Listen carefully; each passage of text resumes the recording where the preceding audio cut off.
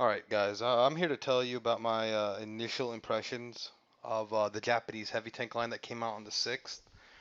Um, I did have a chance to play the Tier 9 and Tier 8 of these tanks because I have a friend who converted the XP to get to them.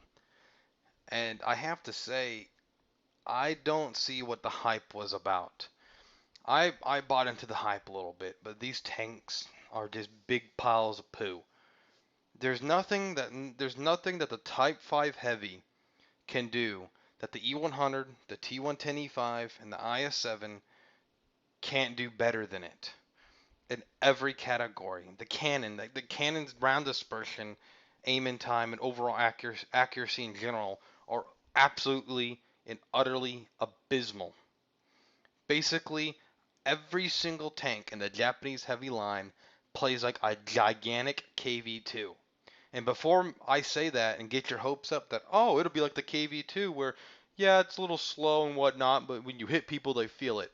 No, no, no, no, no, no. It's a farce. You have, for the most part, excluding the 9 and 10, which of course they're going to have higher penetration. For the most part, your choices are between cannons that have 112 millimeters of fucking penetration, but they have retarded alpha. They have long ass aim in times and fucking like 0.48 accuracy.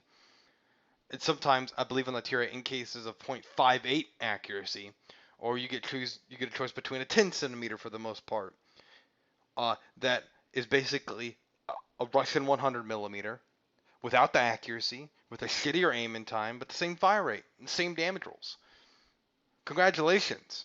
These tanks are mediocre at best. Every single one of them. I got to play the 9 and 10 on a friend's account and the 5 and 6 on my account. So the only tanks I have not played yet are the 7 and 8. So I don't know how they play, but if they play anything like the 9 and 10 or the 5 and 6, they're absolute trash. No one's afraid of them on the battlefield. No one. No, they're just so big that tanks like the IS-7 and even some smaller medium tanks and stuff can get up next to you, and you can't fight back. Unless someone comes and helps you, you're fucked. You're out of luck. There's nothing you can do to fight back. You can't look down far enough. You're too goddamn big. Hiding? You thought if you have the mouse, if you think the mouse is hard to get out of cover, to get into cover with and hide from artillery, you don't even understand. These things are bigger than the mouse. They have a worse camo rating than the mouse. And there's not I don't know outside of an indestructible building if there's a thing big enough to hide the tank in the first place. For new players and casual players, I would not recommend going the Japanese medium or the Japanese heavy tank route. There's nothing on these two lines that you can't get somewhere else and you can't get better. The STB, pretty much every German vehicle is better than it. The Tier 10, especially when it comes to the Leopard, that's faster, more maneuverable, and has a better cannon overall. Uh, the Patton's better than the STB. It's got better turret armor because they buffed the shit out of that stuff. There's no reason to go for the STB. Even you could say gun depression, but you could go to pretty much any British fucking vehicle and get the same gun depression with a better cannon.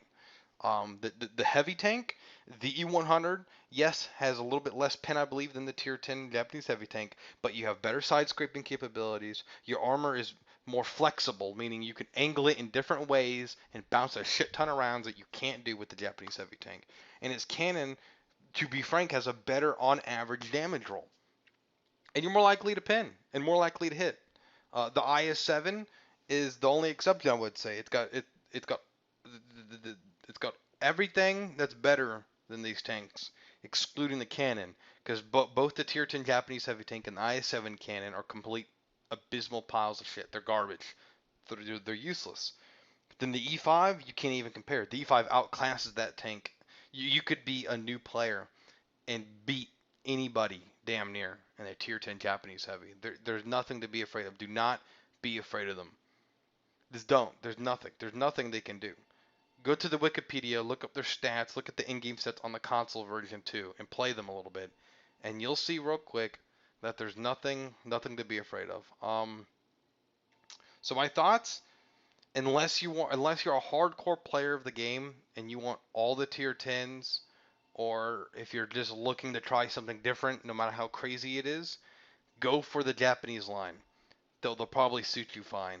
If you're just looking for a tank you can use on a game to game basis that's going to win decently, that's going to, maybe not suck as bad in the higher tiers and not get gang banged as quick, go for the E5 line or go for the E100 line.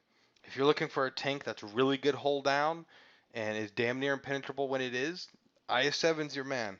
It's really low profile. You have to say it's better all around. So those are my thoughts. They're mediocre. There's no need to go for them. They have bad cannons. They have bad armor. They're not very maneuverable, and they're 8 stories tall. And I can't even see if you had a really good crew doing good at it. You have to be competition level player to even bother trying to use these tanks because they're just that bad. In my opinion, this is my opinion. You may have different ones. It's all open to discussion here on this channel.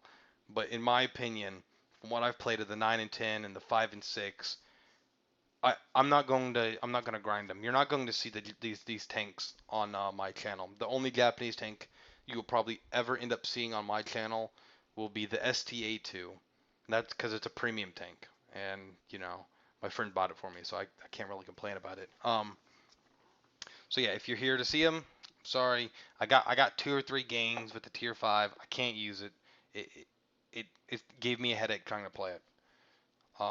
So that's it. I hope you guys have a good day or weekend.